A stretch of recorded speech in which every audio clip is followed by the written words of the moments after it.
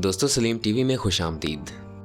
इस बात में कोई शक नहीं कि इस्लाम ही इस दुनिया में वाहिद सच्चा रिलीजन है और हमारी मुकद्दस किताब कुरान पाक है, जिसमें मौजूद हर लफ्ज़ अल्लाह ताला का है, जो इस दुनिया का वाहिद क्रिएटर है। कुरान पाक को मुकम्मल ज़ाब्ता हयात कहा जाता है, यानी कंप्लीट कोड ऑफ लाइफ। इसमें मौजूद हर लफ्ज़ सच्चा है। इस बात का सबूत खुद साइंस और वो डिस्कवरीज़ देती हैं जिन्हें 1400 साल पहले ही कुरान पाक में बयान कर दिया गया था। चलिए ऐसे साइंटिफिक फैक्ट्स का जायज़ा लेते हैं जिन्हें 1400 साल पहले कुरान में मेंशन कर दिया गया था।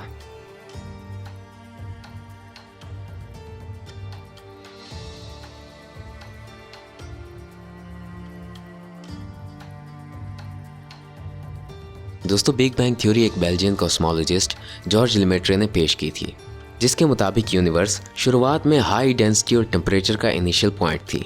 उसके बाद ये कायनात फैलने लगी और इतनी बड़ी हो गई जितनी कि अब है, और ये स्टिल एक्सपैंड कर रही है। दोस्तों, ये थ्योरी साइंस की दुनिया में बेहद मकबूल रही, जबकि कुरान पाक में यूनिवर्स की इब्तिदा 1400 साल पहले ही बता दी गई थी। कुरान पाक में आता है, क्या काफिरों ने नहीं देखा कि ज़मीन और आसमान एक बंद थे, फिर हमने इन्हें खोल दिया। दोस्तों, कुरान पाक की इस आयत में लफ्ज़ रतकान इस्तेमाल हुआ है, जो अंधेरे और बंद होने की तरफ इशारा करता है। According to the theory, big bang से पहले यूनिवर्स एक डार्क मैटर थी। दोस्तों, द बिग क्रंच थ्योरी को 1922 में एक रशियन फिजिस्ट और मैथमेटिशियन अलेक्जेंडर फ्रेडमैन ने पेश की थी, जिसके मुताबिक यूनिवर्स, जिसका बर्थ बिग बैंग से हुआ था, आखिरकार एक दिन डिस्ट्रॉय हो जाएगी, तबाह हो जाएगी। इस थ्योरी के मुताबिक यूनिवर्स का एक्सपेंशन एक टाइम पर आकर रिवर्स होने लगेगा और ये पूरी यूनिवर्स कोलैप्स कर जाएगी। दोस्तों, इस साइंटिफिक थ्योरी को भी 14 सदियां पहले कुरान पाक में मेंशन कर दिया गया था। कुरान पाक में आता है, उस दिन को याद करो जब हम आसमान को इस तरह लपेटेंगे जैसे किसी कातिब के लिखे हुए तोमार को लपेट लिया जाता है। कुरान की आयत वाज़े करती है कि यूनिवर्स के एक्सपेंशन को रिवर्स किया जाएगा, बिल्कुल उसी तरह जिस तरह किसी कातिब के लिखे हुए ख़त को या तोमार को लपेट लिया जाता है। मीटिंग ऑफ टू ओशियंस, जिसे साइंस कन्फ्लक्स कहती है, दरअसल ये दो समंदरों का टकराव है। दोनों समंदरों के रंग और टेम्परेचर मुख्तलिफ हैं, और हैरान कर देने वाली बात यह है कि इन ओशियंस का पानी मिक्सअप नहीं होता।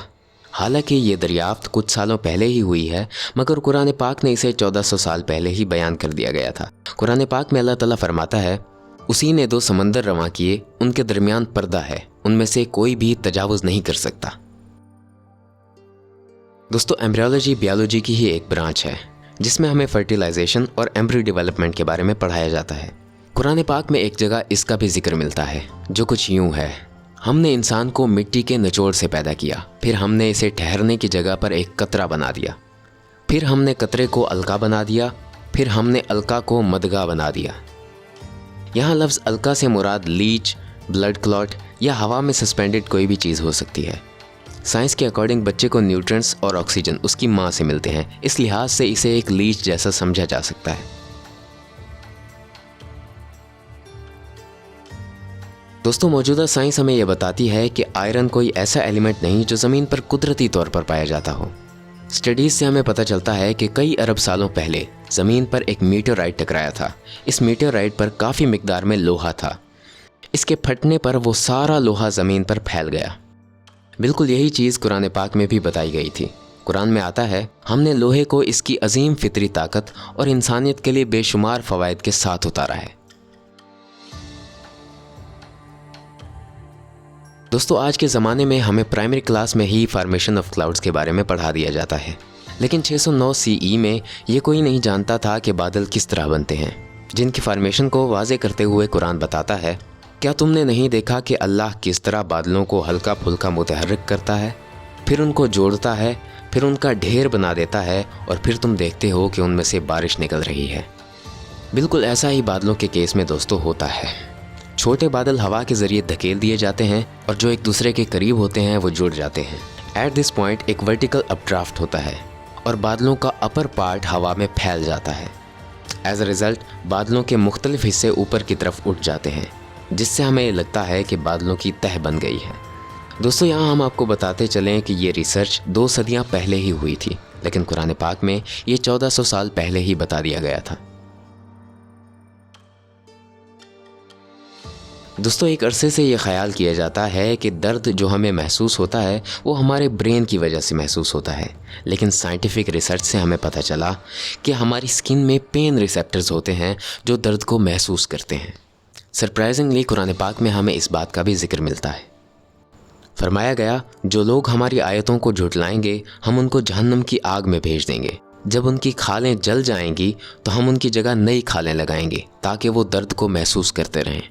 یہ آیت ہمیں بتاتی ہے کہ ہماری اسکن درد کو محسوس کرتی ہے۔ دوستوں مقدس کتاب قرآن پاک میں ایک آدمی کا واقعہ بیان کیا گیا ہے جس کا نام ابو جہل تھا۔ یہ ایک ظالم سردار ہوا کرتا تھا۔ اسے وارننگ دیتے ہوئے اللہ فرماتا ہے، نہیں اگر وہ باز نہ آیا تو ہم اسے پیشانی سے پکڑ لیں گے، اس کی جھوٹی گنہگار پیشانی۔ دوستوں ماڈرن ریسرچ سے ہمیں پتہ چلتا ہے کہ انسانی دماغ کا پری فرنٹل ایریا پلاننگ، اگریشن اور موٹیویشن سے ڈیل کرتا ہے، جس سے واضح ہوتا ہے کہ جھوٹ اور گناہ کی پلاننگ ہمارے فور ہیڈ میں ہوتی ہے۔ دوستوں یہ سائنٹیفک فیکٹس آپ کو کیسے لگے ہمیں کمنٹ میں ضرور بتائیے گا۔ اسی کے ساتھ ہی اگر آپ کو ہماری یہ ویڈیو پسند آئی تو ویڈیو کو لائک اور چینل کو سبسکرائب ضرور کیجیے گا۔